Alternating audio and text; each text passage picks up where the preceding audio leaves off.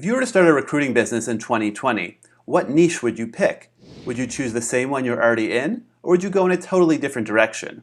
Well, in this video, we're going to look at the best niches for recruiters in 2020. And if you stay tuned, you'll see if your niche made the cut. It's a tricky question to figure out what is the best niche to be a recruiter in right now. But in this video, we're going to do our best to answer it. And here's how it's going to work. What we've done is we've actually looked at all of the Google search data for every single niche that we could think of.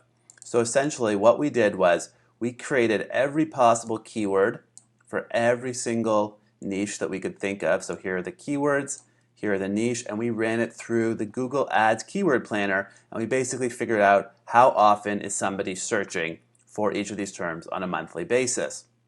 And what did we find? Well, there's a lot of people looking for a recruiter.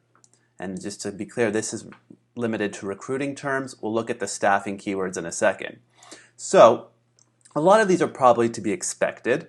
Healthcare, IT, technology. I'm sure no one's too surprised to see those at the top of the list. But what I'd like to point out here is that there are some that were a little bit surprising to me. You know, I've worked with many recruiters over the years. I've looked at a lot of data before.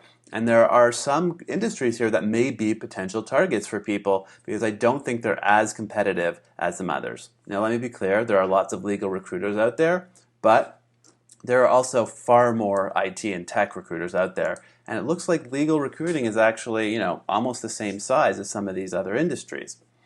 Some other potential interesting niches to go after might be insurance and accounting. Now, of course, once again, there are people who specialize in these industries, but I would say that they're probably a lot less crowded than some of the ones that are around them on this list. And I think that there's going to probably be some potential there for you to crack these industries without competing like crazy. The one thing I want to point out is that there are two columns here, Google Ads versus real world. So this is the data that Google Ads is reporting. To get the real world, we've done something pretty simple, which is multiplied the monthly searches by 5. And the reason we did that is that we have a lot of data from real sites, and what we find is that Google Ads tends to underreport the number of searches by about 5.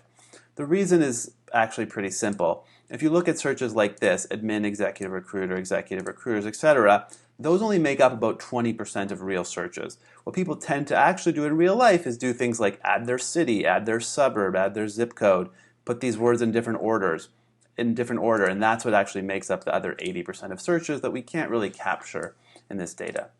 So if you're trying to figure out, does this industry have enough search volume for me to really want to go after, you probably want to use this column.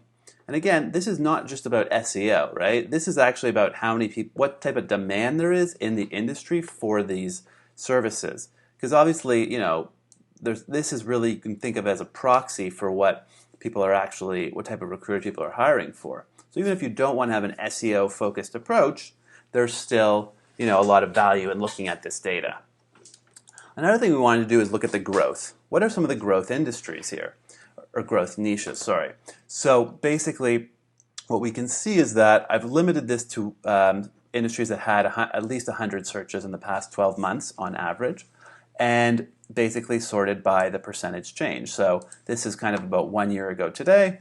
This is the past 12 months, and we can see that there are some industries that have grown quite a bit. Now, if we look at the absolute change, which is basically just this minus this, we can see obviously that some of these absolute changes are not that significant, but I would like to point one out here that I think might be an interesting target, which is private equity. Obviously, private equity roles tend to pay very well, which has some benefit to recruiters. And if you can crack this kind of insular world, I think there's probably a lot of opportunity for you. I'm actually a little surprised to see this many searches per month for this very small niche. It's also a niche that probably isn't thought of as having a ton of search volume. I think most people would assume a lot of this is done through a lot of the sort of discovery of new recruiters. If you're in the industry, it's probably done through referrals. But it does seem to be something that people are searching for. So this is definitely something I would consider looking into. Now on the staffing side, well, what does staffing mean? Staffing tends to be associated with lower skill roles tends to be temporary contract-based positions. And the data in some ways mirrors the recruiting side, and in some ways is quite different. I've highlighted a few industries here that I think could be, have some solid potential in that while there, of course, are many people in this industry, they're probably not as saturated as some of the niches around them. And on the growth side, I think that, there's definitely some opportunities here as well. We see at the top, project management has grown quite a bit over the past year, as well as transportation. One thing I'd like to point out is medical, just because it's obviously thought as an industry that's pretty mature, but you can see that there's quite a few additional searches happening every year, over the past year in this sector. So I think it's something worth considering. Now, if you want to play around with this data yourself, I'm going to include a link to both of these spreadsheets in the comments of this, in the description of this video, so that you can see where you rank, and you could even do some of your own data analysis if you want. As I've said, I've included the raw data here, and what you might want to look at, for example, might be something like the competition.